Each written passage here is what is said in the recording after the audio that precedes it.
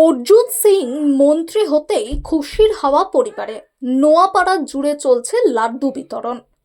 বিধায়ক সাংসদ থেকে এবার রাজ্যের মন্ত্রী হিসেবে দায়িত্ব সামলাতে চলেছেন নোয়াপাড়ার বিধায়ক তথা ব্যারাকপুরের দাপুটে নেতা অর্জুন সিং।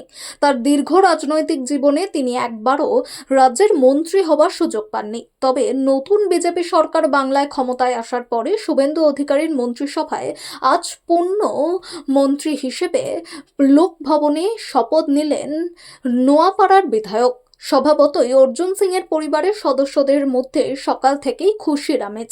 নোয়াপাড়া বিধানসভার অন্তর্গত গাড়ুলিয়া এলাকায় বিধায়ক অর্জুন সিং এর বোনের বাড়ি। তার পরিবারের সদস্য প্রাক্তন বিধায়ক সুনীল সিং, যুব নেতা আদিত্য সিং বলেন, পরিবারের লোকমন্ত্রী হলে খুশি তো হবই, তবে এটা সার্বিক নোয়াপাড়াবাসীর কাছে একটা বড় পাওনা। তার এতদিনের লড়াই আজ অনেক সম্মান পেয়েছে। আমরা তার পরিবারের লোক, আমরা ঠিক সময় পাব। কিন্তু আজ থেকে উনি রাজ্যবাসীর সেবায় নিজেকে নিয়োজিত করবেন, তাই দায়িত্ব আরো বেশি বেড়ে গেল।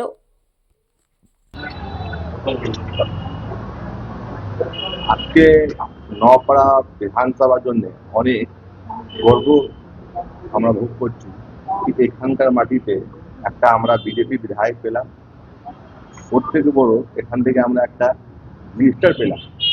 এইটা আমাদের নওপাড়ার জন্য আমাদের আমাদের জন্য খুব বড় একটা পাওনা আছে।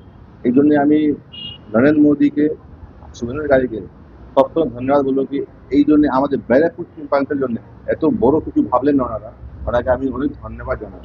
রাজনীতিতে একদম নবাগত রাজনীতি করুন উঠে আসে। কোন কি কি কাজ থাকে নোয়াপাড়াবাসীর জন্য মন্ত্রীর তরফ? দেখো, আমাদের যে বিধায়ক আছে আপনারা সবাই জানেন উনি অনেক গ্রাসরুটের নেতা।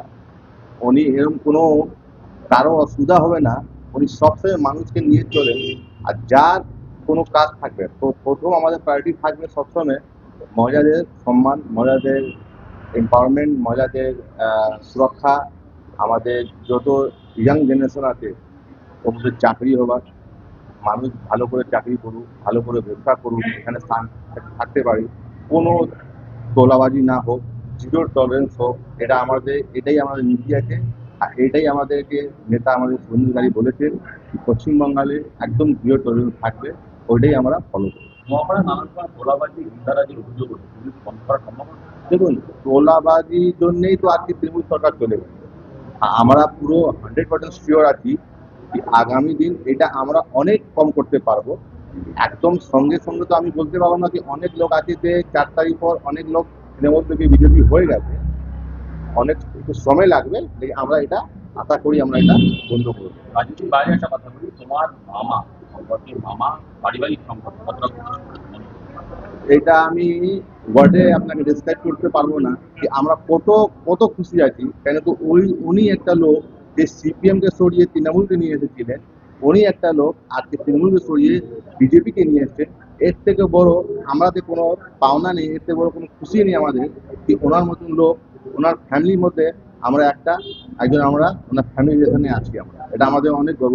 তোমার পরিবারের আজ কোনো বিশেষ, হ্যাঁ, তোমার পরিবারের আজ কোনো বিশেষ কোনো আমাদের পরিবারের জন্য আমার মা অনেক খুশি আছে। কেন কি মা আমার ওনার বোন হয়। আর উনি প্রায় 2019 থেকে যেভাবে ওনার উপর অত্যাচার হয়েছে, 19-এর পর থেকে যেভাবে আমার অত্যাচার হয়েছে, এবং একটাও দিন যায়নি যে উনি টেনশনে থাকেন, একদিনও যায়নি যে উনি সবসময় চিন্তা করতেন যে আমার ভাই ঠিক আছে কিনা, সব কিছু ঠিক থাকবে, সব ঠিক থাকুক, ভালো থাকুক। এটাই সবসময় উনি ভগবান ঠাকুর থেকে এটাই প্রার্থনা করতেন যে উনি ভালো থাকুন, ভালো জায়গায় আসুন। আর যত ওনার কষ্ট আছে এই সব কষ্টটা সরে যাক, উনি একটা মানুষের ভালো করে পরিষেবা দিতে পারেন। এবং অন্য মন্ত্রী শপথ নেওয়ার পরে ভাবনা হিসেবে কি মামার কাছে ফোন গেছিল? হ্যাঁ, আমি ওনাকে মেসেজ করেছি, কেন উনি অনেক ব্যস্ত আছেন আজকে। আমি জানি উনি ব্যস্ত আছেন, আমি চাই না আমাকে ডিস্টার্ব করা। কেন আমরা তো ঠিক আছে, আমাদের বাড়ির লোক যখন তখন আমি দেখা করতে পারি। অনেক লোক অনেক আশা থাকে, অনেক লোক দেখা করতে চায়, অনেক বাইরে থেকে অনেক ফোন করে। আগে ওনারা করুক, ভালো থাকুক, আমরা বাড়িতে গিয়ে ওনার সঙ্গে আলোচনা করবো।